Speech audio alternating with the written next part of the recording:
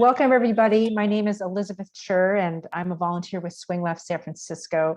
We are thrilled that you're here tonight for this evening's workshop, You and the 34%, How to Have Meaningful Conversations with High Potential Voters. Our sponsoring organizations are Swing Left San Francisco, Swing Left Peninsula, and Swing Left Alliance. And my co-presenter, Dr. Jackie Tulsky, and I with Swing Left San Francisco are so happy to be here with you tonight. If you haven't already done so, we invite you to put your city and state in the chat. I know we have people from all over the country and two coasts and everywhere in between joining us, Grand Canyon. And we are just so happy to have a great turnout tonight. Just a few quick housekeeping items. Please do keep yourself muted most of the time. And we will ask you to hold your questions until the end. We will have an optional question and answer session at the end. So if you could make a note of your questions, you can put them in the chat or write them down, and we'll have time for that after the presentation. We will be recording this session, but only the speakers will be on the video, and we will send you a link after tonight's training that should go live in a couple days. Afterwards, we will send you a copy of the slide deck as well as a survey. This is a work in progress. This is our 5th time, I think, and we would be really grateful for your feedback about ways that we can improve this presentation. We know that 2 hours is a long time to be on Zoom, and we really appreciate your participation. We're going to go straight through our program this evening, but if you need a quick bathroom break or a stretch break, go for it. So just a quick overview of the program today. We're going to start with some context about the importance of high potential voters. We'll share a few stories and then provide some suggestions for how to connect with this very important group. We'll demonstrate a few interactions and then give you a chance to practice in small groups. And then afterwards, as I mentioned, we hope that some of you can stick around for an optional Q&A. So we have 3 main goals for today's workshop. First, we hope that you'll learn some concrete new skills for navigating challenging conversations. Second, we hope that you'll get a chance to build these skills during the practice sessions. And third, and most importantly, we hope that you'll come away with some new tools that will help make phone banking and canvassing less stressful, more effective, and more satisfying. If you haven't had a chance to print out the handout that we sent you in advance, now would be a great time to do that. We'll be referring to it several times during the training, and you will need this for the practice sessions. It also has some handy phrases on the last 3 pages. Myra will be posting another copy of the document into the chat. And if you don't have a printer, we suggest that you download the file and just have it available for the practice sessions. Great. So before we jump in, just a few caveats. Some of what we share this evening may be very different than approaches that you have used in the past. We have a lot of respect for traditional organizing approaches, but for some conversations, especially with people who rarely or never vote, it can be useful to have some additional tools. We don't expect you to use everything that we try out today. If you come away with just 1 or 2 new ideas, that would be a huge success.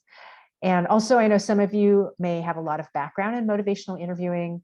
And while the tools that we're sharing today are inspired by motivational interviewing, we've taken some liberties to adapt these approaches to voter engagement in a very applied way. And we know that we're just scratching the surface. We hope that you'll still find a few useful nuggets. Great. So we'd like to start with some context. We all know how close last year's elections were. At a recent Swing Left San Francisco general meeting, Natalie Burdick pointed out that less than 43,000 voters in Arizona, Georgia, and Wisconsin decided the outcome of the Electoral College. Think about that. 43,000 voters tipped the balance to Joe Biden and got him elected. That is less than the population of the Mission District, the neighborhood in San Francisco where I live. At another Swing Left San Francisco Democracy Action meeting, Bonnie Fowler shared this stunning slide. It shows the popular vote in the 3 most recent elections when you include all eligible voters. The number of eligible voters is determined by census data. It includes citizens age 18 or older who aren't barred from voting because of past felony convictions, depending on the laws in their state. So the Democrats in blue and the Republicans in red are pretty close in 2016, 2018, and 2020. The purple band represents third-party voters, which includes some of those elusive swing voters we hear so much about. But perhaps our greatest opportunity for impacting the election are voters represented in green, eligible voters who did not vote. In 2020, a year when we saw the highest turnout in over a century, 34% of the electorate still did not cast a ballot. Many in that group were young people, people of color, and low-income voters, people who may be inclined to support progressive priorities. Of course, some of these people have their votes suppressed. Others just need help navigating logistics, like confirming their polling location or how to request an absentee ballot. But there is some portion of this 34% that flat out is not interested in voting or only votes occasionally. Midterm elections historically have lower turnout. As you can see in 2018, 52% of eligible voters did not vote. People who barely or never vote are often labeled low propensity voters. But I like a term used by Anat Shenker-Osorio, a Democratic communication strategist. She calls them high potential voters. It focuses on their strength and their power. If we could encourage even a fraction of these high potential voters to get out and vote, it could have a big impact. So engaging with voters is not a one-size-fits-all process. Instead, I try to tailor my approach based on how the conversation unfolds. So here are the voters in blue and my responses are in green. If they're a strong or likely Democrat, the traditional approach of mentioning a few of the candidates' talking points and making a plan to vote probably works great. This is essential for any campaign and helps ensure that our strongest supporters have all the information they need to go vote. If I encounter someone who would never vote for a Democrat or happens to be rude, I don't try to change their mind. I politely say, "Have a great day," and hang up. But at least once each shift, I usually talk to someone who tells me, "Oh, I'm not voting." Bingo, I have just connected with a member of the 34%. But how do I respond? Well, there are three pathways. The first is just to thank them and hang up. And some phone bank scripts actually say to do this, but I think this is a lost opportunity. The second path is to preach at them, recite all the talking points and tell them all the reasons why this election is so crucial. That really doesn't work very well. It feels bad to talk at people, and it really feels bad to be on the receiving end of that. The next path, the third path, requires me to shift gears and slow down. I try to get curious. Can I view the voter like an anthropologist would? Show empathy and be non-judgmental. Listen more than you talk, especially at the beginning. Ask open-ended questions and then silently count to 10 to give them a chance to respond. It's challenging, but this approach can make the conversation more effective and satisfying for the voter and for you. Let me tell you about one of these high potential voters. Last December, I was calling Georgia for the Senate runoffs, and I spoke with a voter I'll call Ophelia. She was really stressed out and didn't know that there was another election in January. She said, "I don't have time to think about politics, and I just try to tune them out." She couldn't even remember the name of the president, but she said she didn't like him. She described how hard things were with her mother, who had lots of health issues. Although Ophelia got laid off during the pandemic and her unemployment had run out, she still helped her mom financially. This went on for about 25 minutes, and I wondered if I was wasting my time, but she really wanted to talk. I said I was so sorry to hear about her situation and that I had also had a sick parent and I knew how hard that could be. Then Ophelia asked if I was a Democrat, and I said yes.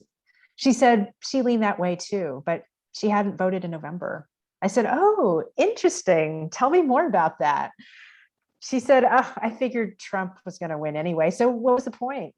I said, "I'm really glad Biden will be our next president, but it was a really close election and it showed that we needed every voter." I said, "It would be tragic if Biden can't get anything done because the Republicans still control the Senate. They've blocked Democrats for years. In the latest pandemic relief bill, the Democrats wanted to include money for things like extended unemployment benefits, but the Republicans refused. If they keep control of the Senate, that'll probably continue. But if the Democrats win these 2 Senate seats in Georgia next week and gain control of the Senate, we can help people who really need it during the pandemic. Something clicked for Ophelia. She said, okay, that's it. I'm going to vote. I'm going to make sure my family does too. I said, that's great. Could you spread the word to 3 people you know? She said, yeah, my husband works in construction and he has almost 100 coworkers. Most of them didn't vote in November either, but we'll tell them that now that we have a new president, we want to make sure he can get things done. We'll tell them, get out and vote on January 5th. We're Hispanic and we're going to get this going. We'll tell them, get out and vote and then come to the cookout. I said, wow, Ophelia, you are really connected to the community. You and the people you know could decide the outcome of the runoffs. I asked if I could send her information about early voting and text her a reminder on election day. She said, sure. So afterwards I texted her, and this is what she wrote back. God works in mysterious ways. You made my day. Yes, I will take all my friends to the polls. I can literally imagine their faces when we walk in. Unfortunately, I don't have a loudspeaker. I would go around town announcing it, ha, ha, ha. That's just one example about how eliciting of voters' concerns and trying to respond from the heart and connecting what they care about with what's at stake in this election can help them draw their own conclusions about voting. One way to do this is to incorporate some tools of motivational interviewing, or MI. This approach has been around for decades in fields like psychotherapy and social work. It's been shown through hundreds of clinical trials to help people change their behavior. But you don't have to be a psychiatrist or a social worker to incorporate these approaches. In a minute, I'll turn it over to Dr. Jackie Tolsky, an internist who's had decades of experience caring for patients at San Francisco General Hospital who have HIV, substance abuse disorders, and mental health issues. They may also be in and out of jail or struggling with homelessness. And yet, even with these huge challenges, some are inspired to make big life changes, like taking a step towards reducing their drug use or getting a COVID vaccine. She uses motivational interviewing to help engage with compassion, drawing out their intrinsic desires to change and helping them align their actions with those desires. Jackie is also a motivational interviewing trainer, and we're so lucky to have her with us here to share ways to apply these tools to effectively engage with voters, especially high potential voters. Jackie? Thank you. Listen, I feel really lucky to be with all of you today, and I'm so grateful for your interest in learning about motivational interviewing as a way of helping with conversations with potential voters. So what is motivational interviewing, or MI as we call it? It's a method of communicating which seeks to draw out someone's motivation to help them sort out their own ambivalence for change. Ambivalence is something most of us are familiar with, feeling 2 ways about something at the same time. I really want to eat healthy, but honestly, that bag of chips knows my name and is calling me over. And though many people are not happy with their elected leaders, life doesn't seem to change much no matter who's in office, so why bother? There are some specific skills and tools that we can use to have MI consistent conversations, but learning MI really starts with a philosophical approach to communicating. This spirit of MI has 4 principles with the acronym of PACE. And interestingly, all 4 are woven through the conversation that Elizabeth had with Ophelia, where she helped Ophelia really resolve some of her ambivalence about voting. The first is partnering. The P in PACE is partnering. We try to take the attitude that what the person we're talking to thinks and has to say is just as important as what we have to say. We ask questions that are open and that invite the person to tell us more. We listen to hear what they are ambivalent about and what they wish would change and why. We learned that Ophelia had too much to do, so much to do, and a lot of it felt out of her control. But she didn't really like Trump once she remembered his name, and there were things that were very important to her, like taking care of her mother. With autonomy, we honor a person's control of their own decisions. We recognize and respect the right not to change. Maybe Ophelia will vote her interests, and maybe she won't. When we acknowledge and accept another person's autonomy, they have space to move forward rather than feeling backed into a corner defending their initial position. Compassion is the third principle, and we empathize with how hard it is to change ourselves or the world. We express genuine curiosity about what motivates a person's action and what might help them do something different. When Elizabeth listened to Ophelia's troubles and said, I know what it's like to care for a family member, she's showing compassion for how hard it is to be human. That sharing is not meant to shift the focus away from Ophelia, but to simply acknowledge that, yes, it would be hard to do one more thing, like voting, adding that to your very busy life. And yet, look, you managed to do so many things. The final principle is evoking, and it really is the heart of drawing out the person's own ambivalence about and helping them explore reasons why they might want to change. Ophelia talked about her life, and Elizabeth said, tell me more about family, about her work. Evoking means asking the person what they would want to change. Hey, if you elected a person that really listened to you, what 3 things would you want them to know? Or, if an honest person was elected, what 2 or 3 things might be different a year from now? So we use PACE, the 4 principles of the spirit of MI, to support all our other MI skills. Excuse me. Now, communicating with MI helps the people we talk to, but it also helps us. We may see people in a really different light, and MI supports our ability to engage with them. For example, many of you have done hours of phone banking and canvassing, and perhaps you felt a little discouraged between hang-ups and people who are adamant that they don't vote. It's really common to feel frustrated with important but difficult work. If they would only listen and understand why they need to change. I know a version of that feeling. After about 15 years at San Francisco General, I love the job of caring for people, but really most of my patients had problems that never seemed to improve. I was pretty frustrated and on the edge of true burnout. A colleague was trying to help me and thought I should look into this communication thing called motivational interviewing. So I took a course, an intro course, and it was such a revelation. It turned out that making people change was not the job. My job, was to help them find out their own reasons or motivations to change. So soon after that course, I saw a patient I'll call Joe. We had about a 10-year relationship, and some of his medical problems were better, but it was really clear that his heavy crack use, not his HIV, was going to be the cause of his death. The more I tried to tell him how dangerous it was and how bad it was for his health, really, the more he just dug in his heels. According to Joe, crack was not the problem, and he was very turned off by my approach. So with MI spirit and a little bit of skill in mind, I was ready to try something different the first time I saw him. Hey, Joe, thanks for coming in today. I know you have some paperwork for me, but could we take 2 minutes just to talk about your lab results? Okay, thanks. So look, it looks like you're doing great with your HIV meds. Your virus is totally under control. But your drug test showed cocaine again. I don't know, what do you think about that? I know what you always have to say.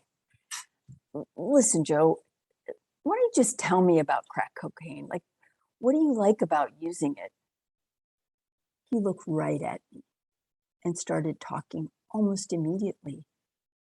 Well, you feel like you're riding a rocket ship. You have energy, you have ideas, you feel so good, like you could do anything. My back pain disappears. You never want to stop. I'm like, whoa. Well, okay, wow. So what if anything's not so good about using cocaine?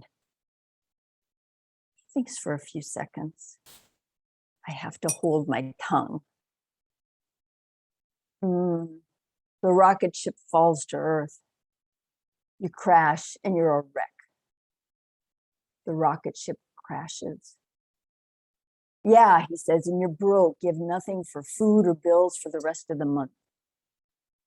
He seemed surprised to hear him say this, and frankly, I was stunned.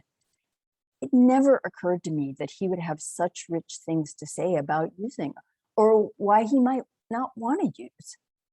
I mean, pain relief, wasted money, feeling bad afterwards, all things that we had never really talked about. You know, it's 5 years later now, and that conversation marked a very big change in our relationship. How I saw Joe and how I saw other patients like him. It started me listening and Joe hearing what he had to say. I'm no longer the one bringing up the reasons to stop using. He uses very little now, and eventually he's going to stop, because it turns out that his life and health goals did not include crack cocaine. And you know me, I'm still at San Francisco General. MI kind of reminds me that I'm not driving the bus. I just have to help people figure out where they want to go and maybe the best route. Although honestly, people often know the roads pretty well.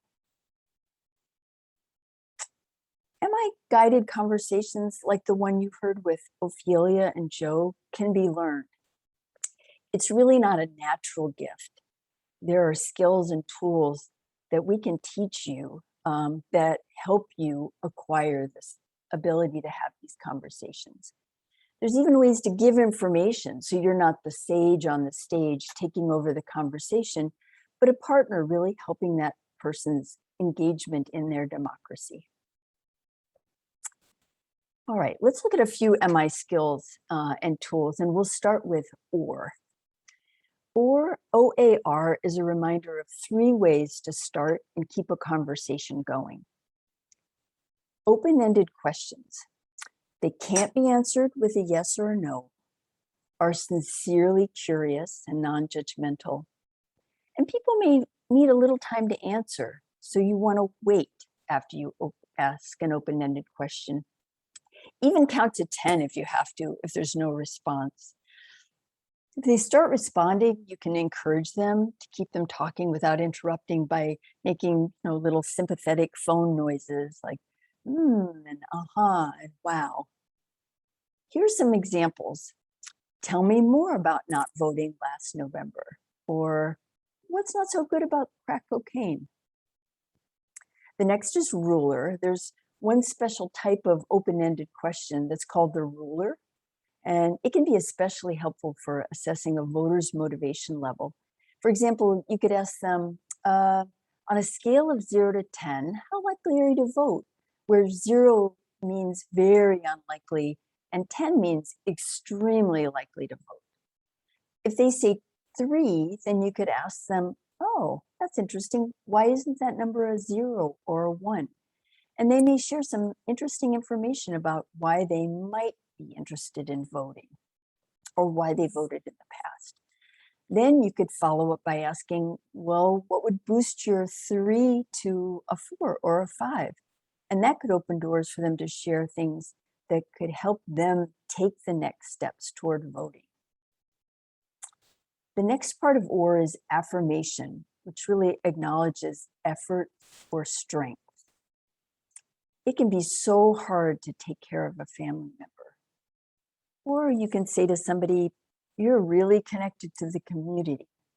Or finally, you've made real efforts to vote in the past. The last part of OR is reflections. And it's a way of just repeating or interpreting what the voter said. It helps the voter hear themselves. And honestly, it's probably the hardest part of the OR skill. For example, when Joe says the rocket crashes, I just simply repeated his words, the rocket crash, or the rocket crashes, waiting to see if he'll tell me more. When Ophelia tells Elizabeth, oh, I figured Trump was going to win, so what was the point? Elizabeth tells her a little more complex statement like, the election was really close and it showed that we needed every voter. So that's OR, a very useful MI tool that can help someone talk about their frustrations, but also their priorities. Now I'm going to hand it back to Elizabeth. Thanks so much, Jackie. So I just wanted to note a few things about OR and how to use these elements strategically. First, we're not saying that all closed-ended questions are bad. They are definitely super helpful in some situations, like asking, have you received your ballot yet? And while we encourage you to strategically pause and count to 10 after asking open-ended questions or sharing a reflection, sometimes pausing is less useful, like when the voter first answers the call and you're introducing yourself. With practice, you'll gain a sense of when elements of OR can be most useful. Also, I just want to emphasize that these techniques are not foolproof. We don't want you to think that if you do them perfectly, no one will ever hang up on you. Honestly, with some voters, I could be Gandhi or Stacey Abrams asking the most thoughtful, open-ended question, and they would still hang up. Instead, maybe these approaches will help an extra 5 to 10% of voters stay engaged, and that can make all the difference in close elections. Great. So in a moment, we'll show you an example of how to use open-ended questions, affirmations, and reflections in a real conversation. But since I'm on the topic of getting hung up on, first I'd like to say a few words about getting past hello. The first minute of a conversation is critical. It's when they're most likely to hang up or close the door. The most important thing is to try to establish a respectful connection right from the get-go and to keep that conversation going. I like to think of this as one of those fairy tales where the hero or the heroine has to get across the moat before they can enter the castle. Jackie and I will demonstrate the first couple minutes of a conversation. We invite you to listen carefully for how Jackie builds rapport right from the start. Also note any open-ended questions and reflections that you hear her use. We invite you to put those into the chat. For example, you could write open. If you could change anything about the country, what would it be? Or reflect. You wonder if one vote makes a difference. After this demo, we'll give you instructions for practicing a similar conversation in small groups. So now Jackie will call me on behalf of Delegate Rosalind Tyler, a fabulous real-life Democrat and state delegate in Southern Virginia, who's running for re-election this November in a very tight race. All right. Okay. Ring, ring. Hello? Hi, my name is Jackie. May I speak to Elizabeth Chur, please? Yeah, what's this about? I really appreciate you taking my call. I'm a volunteer with Rosalind Tyler for the House of Delegates campaign. I'm not calling to ask for money. We're just trying to talk to potential. Oh, you know what? I'm in the middle of something right now, and I really hate getting these calls. You know what? I hear you. I actually don't like making these calls either, but this election just felt so important. Could you give me just a minute? I'd really like to hear your thoughts about some things. You know what? I'm going to save you a little bit of time. I don't vote. Oh, huh. Tell me more about that. Well, it just seems like such a waste of time. All these campaign promises and nothing changes. I just get so tired of it. I have enough to do without that.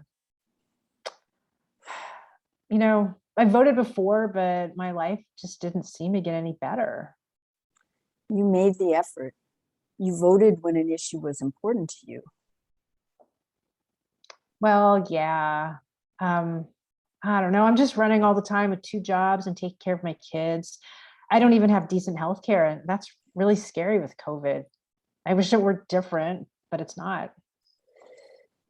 Yeah, that's really hard. You know, though, if you could elect someone that really listened to you, what 2 things would be different in the next year for you? Well, I don't know. I mean, maybe they'd raise the minimum wage and I could afford health insurance. All right, time out now. Now, let's look at the chat and see if you all heard anything that sounded like or let's see. Yes. Open-ended question. Oh, I see a lot of good stuff. Do you want to read some things, Elizabeth? Yeah, open-ended question. What two things would be different? Reflection, acknowledgement. You made the effort to vote before. See, there's something up there higher up. Acknowledge that they don't love making the calls. Yes.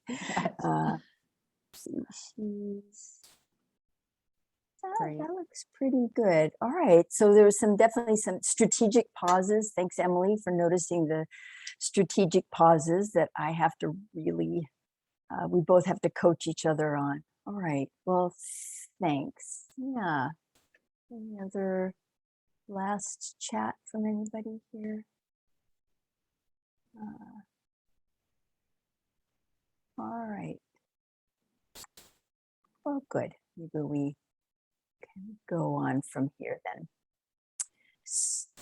All right, now it's your turn to practice. Elizabeth, I think you're going to take us through the instructions for a time for you all here at the audience to get a chance to do your own practice conversations. Yeah, so now we want to give you a chance to practice the first few minutes of a voter engagement conversation in groups of 2 or 3. So if you look at page 1 of your handout, which we sent by email a few days ago. And for those of you who came in a little later, in case you still need it, we put a copy in the chat. So we highly recommend that you print it out or download it and have it available on your screen. So the person whose name comes first in the alphabet starts off as the volunteer. The next person alphabetically is the voter, and the last person, if you have a third person in your group, is the observer. So for example, Alicia would start as the volunteer, Maria would be the voter, and Zachary would be the observer. We'll do 3 rounds of practice during this session, so each of you will get a chance to try out all 3 roles. As the volunteer, you're respectful, curious, and trying to build rapport with the voter. Get the voter to talk about why they're reluctant to vote, and try to use at least one open-ended question and one reflection. In this practice, you're just trying to get the ball rolling, and you don't need to get the voter to commit to anything yet. As the voter, you're busy, but you're willing to talk, especially if you sense that the volunteer cares about what you're saying. Try to channel someone you know, or maybe that you phone banked in the past, who's reluctant to vote, but who's willing to hear what you have to say. You can push back a little bit, but don't be the grumpiest voter in the world. As the observer, listen carefully and write down a few notes to yourself about any open-ended questions, reflections, or strategic pauses that you hear. Being an observer is a great learning opportunity. You get to actively listen and tune your ear to the voter's priorities and ambivalent feelings. You can also watch the ways that the volunteer helps the voter hear their own reasons for change. Every 5 minutes, we'll ask you to switch roles. Your group will have 15 minutes total to practice. And if you only have 2 people in your group, try to divide the time evenly between the voter and the volunteer roles. So in each round, you probably won't get a chance to finish an entire conversation, but that's fine. We mostly want you to practice getting across the moat and using open-ended questions and reflections. Today, we have a fabulous volunteer, Charlie Varon, helping out, and Jackie, Charlie, and I may be popping into some of the rooms in case you have questions. If for some reason you're having technical difficulties or you're the only person in your room, you can send a chat message to Myra, our Zoom host, or come back to this main room and she'll help you out. I'm seeing a few notes in the chat here from folks that may not be able to participate. Their microphone is not working. So then maybe in that case, you can play the observer role, and the other folks in the group can trade off being the volunteer and the voter. So yes, excellent time to be the observer. So let's see. All right, well, we will see you in 15 minutes. Go to our session. Yeah, if there was some pretty good conversations going on there. And I really appreciate how people were creative with if they needed to be the observer just to stay quiet. So what we'd like to do is just spend a few minutes now debriefing a little of your impressions from that first practice scenario. If you played the observer and you can access the chat, could you just drop a few words in the chat on what did you notice that might shape your own approach as a volunteer? What did you hear, listening to both the voter and the volunteer, trying to hearing some responses? So Jeff said he heard good open-ended questions twice by Barbara. Yeah, there was clearly some ringers in this group on asking open-ended questions. So Emily had an interesting thing. She was saying it was hard to let go of wanting to convince them, which really creates a certain tension. Should I let go of that? Well, I think letting go of tension is always a good idea, but maybe we should come back to that as an issue. I mean, I think as you get more comfortable with open-ended and keeping the energy with the person you're talking to, hopefully some of that tension moves away. Let's see what else other people noticed as the observer. Slow down, listen to what was said, but more importantly, to what was not said but implied. Oh, Dee, that's a great comment. The volunteer was very empathetic and respectful. And Deb picked up on the pausing and listening, and even, Neela's got an interesting comment that I heard in one of the breakout rooms, to even slow down at the start to make sure, to make it feel like you're not rushed as the caller. So those are all terrific conversations. Let's turn to the next role that people, as the voter, what did the volunteers say or do that helped you open up? Were you surprised by anything that they said that made you really want to kind of keep talking? So Sybil's noting that the volunteer asked this very open question about what's going on in their town and what are the important issues. The volunteer said, well, just tell me about that. So they were listening well enough to be able to reflect back the idea of tell me more about that. Thanks. Those are really great observations. The volunteer kept at it until I really opened up. So maybe there's the convincing thing, like, I'm not going to leave you. You're not hanging up. I'm going to keep showing you how interested I am in hearing what you have to say, which is a very nice way of sort of showing interest. And again, a question about priorities. What am I most concerned about? Please talk about how you gauge pace. Dinners. Okay, yeah. So Jeff is asking a really good question that we probably should come back to later on, maybe during the Q&A. And then finally, for those that were the volunteers, such rich stuff in the chat, I hate to cut it off, but let's see, as the volunteer, what did you notice? What surprised you? Again, a few of you touched on the kind of tension of not convincing, trying to be listening. What other comments are there?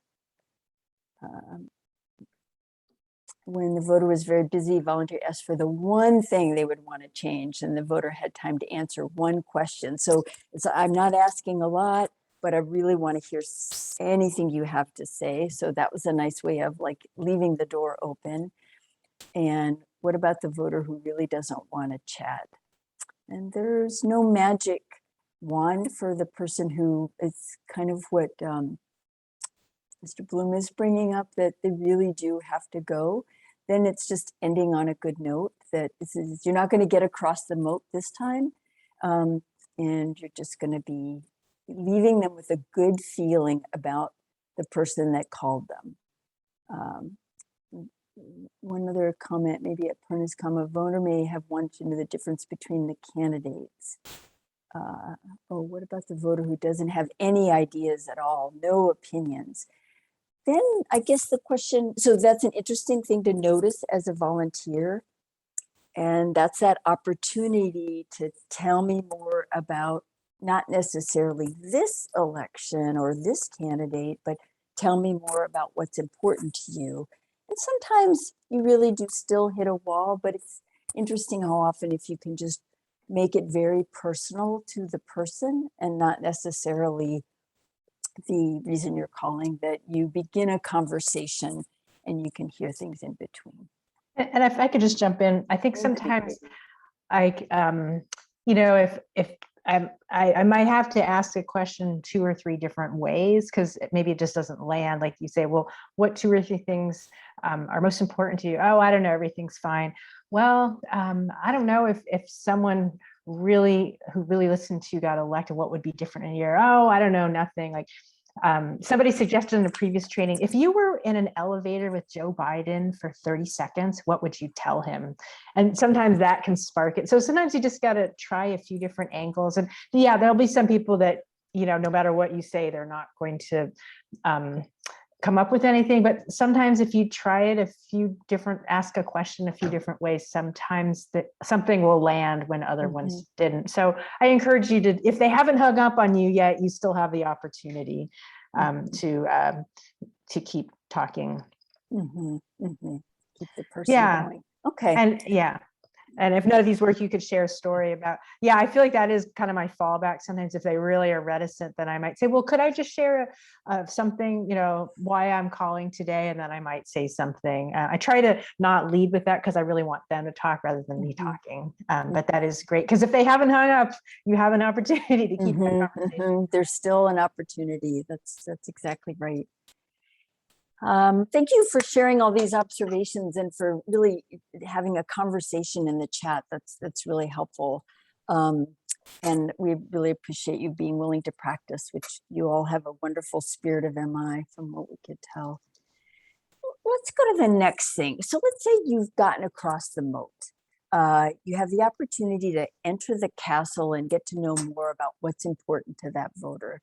They haven't hung up on you right away, and they seem sort of willing to give you a little time. Some of you may have already started doing this in the practice sessions we just had, and we could definitely hear that.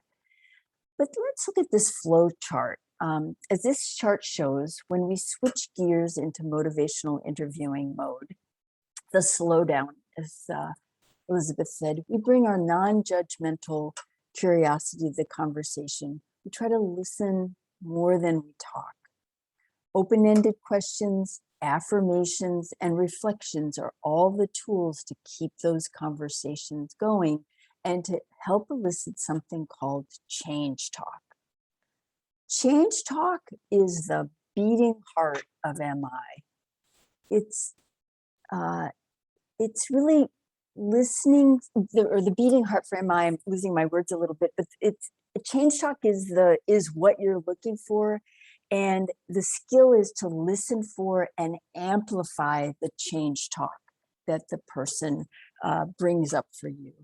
And change talk can be any expression of a reason to change either the behaviors or their opinions. It may be a comment about what a person did in the past, or change talk may sound like how things were better or different, or something about what concerns them now. It takes all kinds of different forms. The goal is to have the person talk about their own motivations, things that may be their own motivations to change, and really help them hear themselves. Here are some examples of change talk from Joe and Ophelia. The rocket falls to Earth. You're broke, no money for the rest of the month. Or in Ophelia's case, where she said, I don't really like Trump. But remember, we said most people often feel ambivalent about making changes. So what you might hear most in the beginning when you start a conversation with somebody is sustained talk.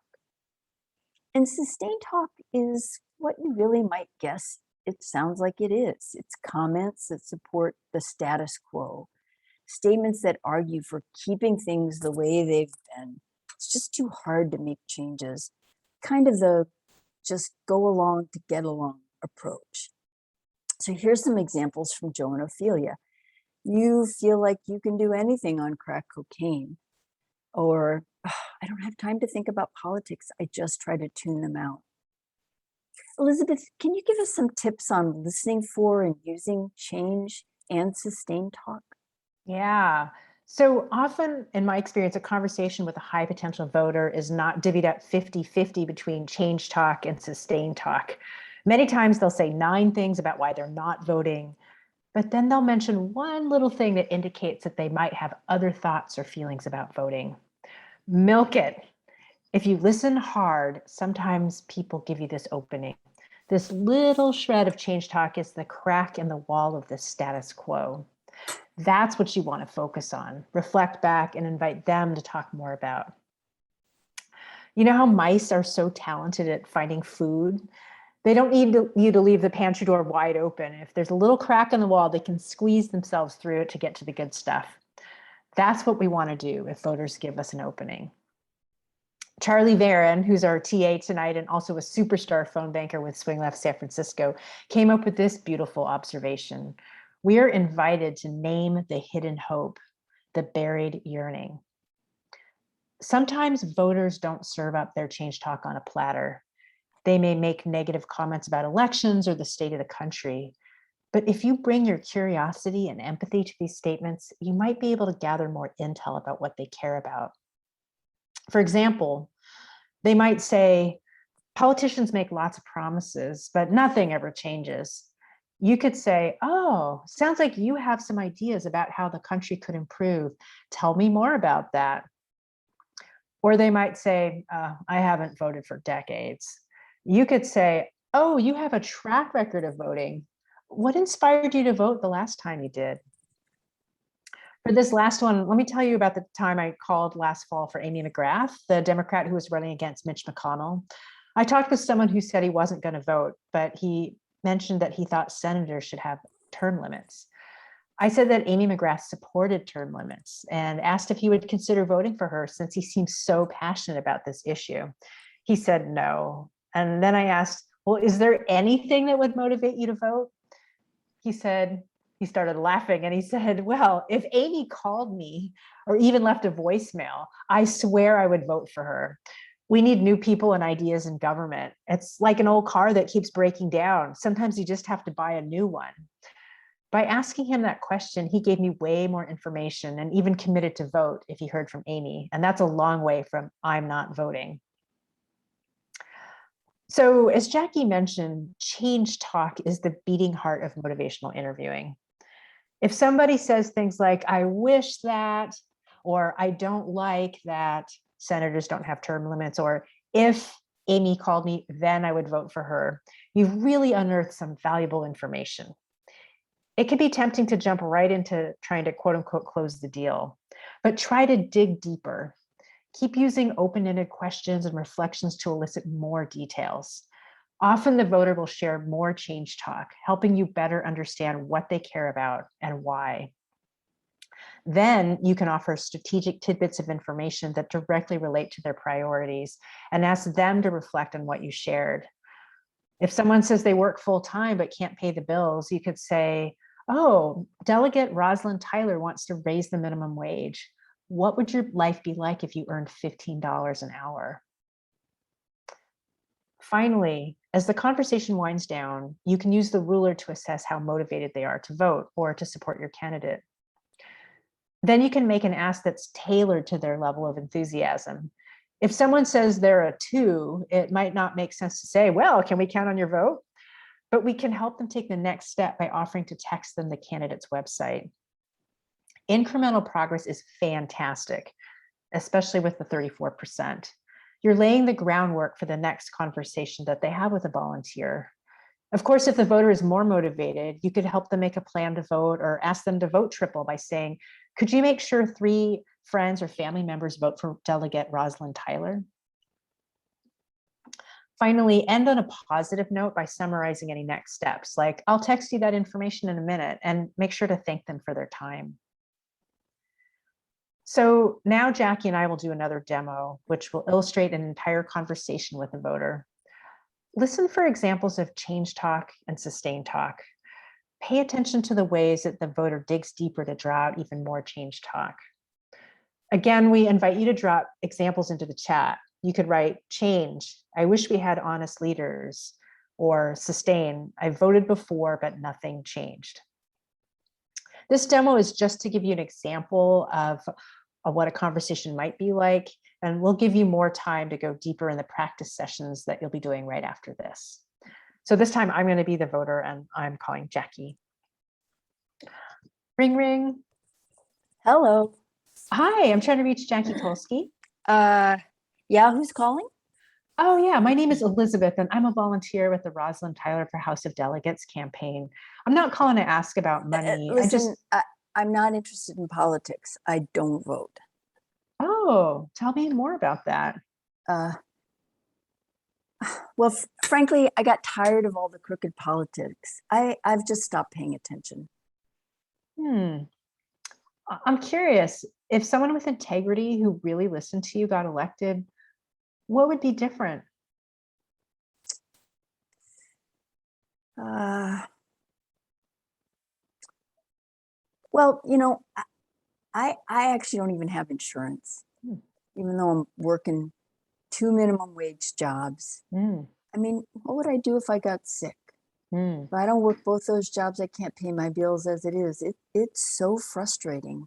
Hmm. Wow, that's really frustrating.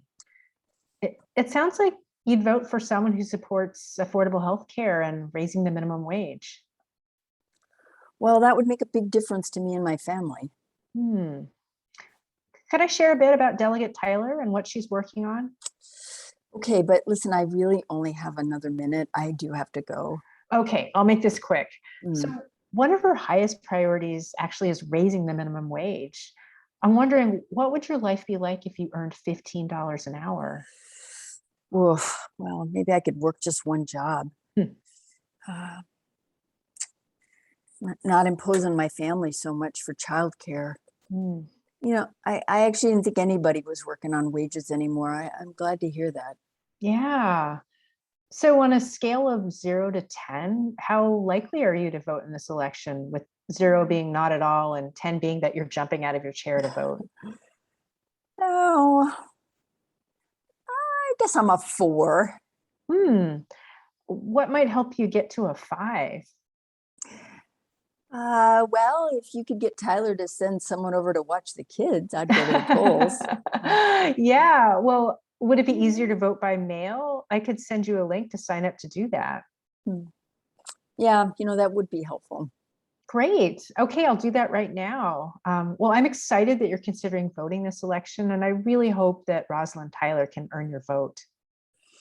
Yeah, we'll see. It's possible. Goodbye now. Great. All right. Well, thanks so much for talking with me. I hope you have a great rest of your evening. Mhm. Thank you. Okay, let's see. What did anybody put into the chat or anything you noticed in the chat? Um, Thank you. There's some comments about the humor. Humor, I think if it comes natural to you, it's a really nice way to show human interaction. Um, let's see. Sherry talks about change. I could work one job if minimum wage was higher. Yep, classic, good. Emily Change talked. talk. Emily Mhm. talks about change. I didn't think anyone was working on that implication. Wow, someone's actually working on raising the minimum Mhm, wage. mhm. Let's see, notice the offered an easy way to vote. So picked up on the fact that the person might be interested in voting if it was possible. So heard the change talk and then responded. So that's great. That's a good comment. Carolyn liked the chuckle. So that acknowledgement between two people having a mutual secret, a familiar type of comment. So that's nice. That sort of bonding around it.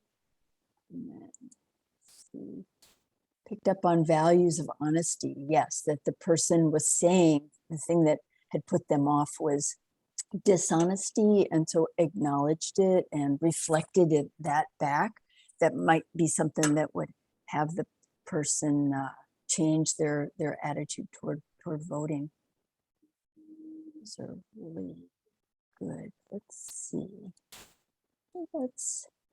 Yeah. So we really appreciate you listening. It turns out that one of the really hard skills is listening, and these comments that you're putting in the chat really says that you're listening to these conversations.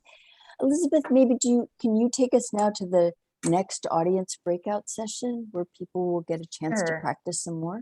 Sure. So if you could please take a look at page 2 of your handout. And this time, again, you're going to be in groups of 2 or 3. And this time, the person whose name comes first alphabetically starts off as the voter.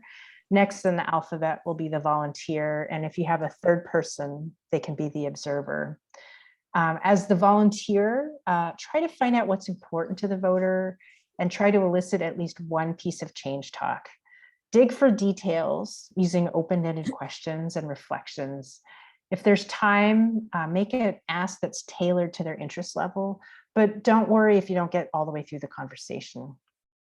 As the voter, you can be a little terse, but don't be too hard on the volunteer. I see some comments from Jeff and others in the chat about how maybe these conversations seem a little too easy. I think this is an opportunity to just practice maybe in a slightly easier environment. And then when you are actually talking to real voters, you can level up. They will, I'm sure, give you plenty of opportunity to take it to the next level. But I think the object of these practice sessions are just to get acquainted with the tools of motivational interviewing in a relatively friendly environment before you start adding on the other layers as you get more advanced. So as the voter, again, you're busy, but you're willing to talk, especially if you sense that the volunteer cares about what you're saying. Then you can open up and say more about what's important to you. As the observer, if there is a third person in your group, focus on listening and noting examples of sustained talk or change talk. And for bonus points, you could also take a few notes about any open-ended questions or reflections that you hear. So this time, we will give you 20 minutes total, so about 6 to 7 minutes per round.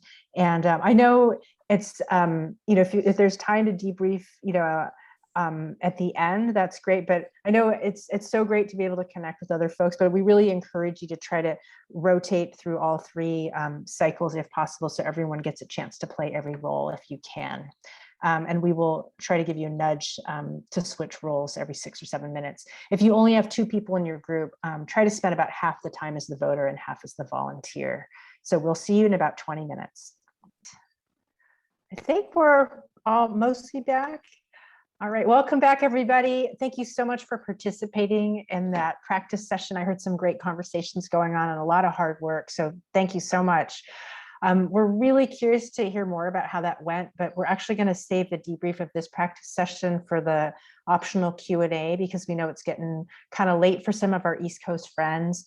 So in a minute, we're going to start wrapping up the formal part of the training, including there's one more story that I want to share with you. But just first, a few other items. We would love your feedback about this evening's training. And we're dropping a link for a 2-minute survey into the chat. So please share your thoughts, suggestions, ideas with us. And we will also send you the slides and a follow-up email. We know that we threw a lot of information at you today, and it can be a lot to process. When talking with the 34% or really any voter, it's impossible to anticipate every situation that might come up. But just like basketball players can practice skills like dribbling, passing, and shooting, so they're ready for a game, we hope that you'll be able to learn some of these core skills that can help you navigate obstacles and tune into opportunities when talking to voters. And we hope that you'll continue practicing these skills in the coming days in your conversation with friends, with family, and also with voters. And on that note, one great way to practice is to phone bank. So now that you've had some practice making calls on behalf of Delegate Rosalind Tyler in Virginia, you can actually call real voters in her district to get out the vote for her this Saturday, September 25th, with Swing Left San Francisco and Target Majority NYC. And also, Swing Left Peninsula is leading phone banks to Virginia every Wednesday and Saturday. And Swing Blue Alliance is starting this really cool project called Volunteers Taking Back Democracy. Every Friday, they're going to be calling to recruit volunteers on behalf of trusted partner organizations. And your motivational interviewing skills will be put to very good use as you reach out to people who may have gotten involved in 2020, but need someone like you to ask them what would help to re-energize them so they can jump back in. So Myra's dropping links in the chat for all of these upcoming opportunities to build your skills. I would like to give a special thanks to Jackie Tulsky for sharing her deep expertise in motivational interviewing with all of us today. Thank you, Jackie. And we're also truly grateful to our co-sponsoring organizations, Swing Left San Francisco, Swing Left Peninsula, and Swing Blue Alliance. Also, many thanks to all the people that helped out behind the scenes, including Myra Levy as our Zoom host, Martha Knudsen as our slide diva, Myra and Charlie Varon for assistance with content development, and Judith Bolker, Susan LaBandabar, Bambi Good, Colleen McCarthy, Michelle Main, and many, many others for promoting this workshop. So before we close, I'd like to leave you with one last story. Last October, I called Dallas for Joanna Katanak, one of Swing Left San Francisco's state legislative candidates. I spoke with a 30-year-old named Juan. He told me, "Oh, I'm not voting." I said, "Oh, interesting. Tell me more about that." He said he wasn't a political person. He'd never voted, and he wasn't going to vote this year either. I tried to stay curious and non-judgmental. This not voting thing is something I only read about in the paper, but here was a live person who could give me more insight into what goes into that decision. I asked whether his friends voted, and some of them did. They were all over the map from conservative to liberal. They all got along, but they didn't talk much about politics. I asked if he were in charge, what he might change about the country. He said everything was fine. He still had his job and his family and friends hadn't been affected by the pandemic. I said I was glad to hear they were doing okay. And then almost as an afterthought, he mentioned that he wasn't wild about President Trump, and my ears perked up. "Oh, really? What don't you like about him?" "I don't like the way he talks about Mexicans," he said. I said, "Yeah, he said some pretty intense things. You know, it's possible that Texas could flip blue this year. The presidential race is going to be really close, but if Texas went blue, that could decide the whole election." He still wasn't interested in voting. So I asked him, "Would it be okay to text you information about how to vote by mail? It might give you more options if you decided you did want to vote. And if you don't want to vote, you could just throw your ballot away." He said, yeah, I could send him information. I also asked if I could call back in a few weeks to check in, and he said, sure. I thanked him for his time. We had talked for over 20 minutes and said goodbye. I knew it was a long shot, but at least he hadn't hung up on me. So on election day, I called him back. He picked up and he totally remembered me.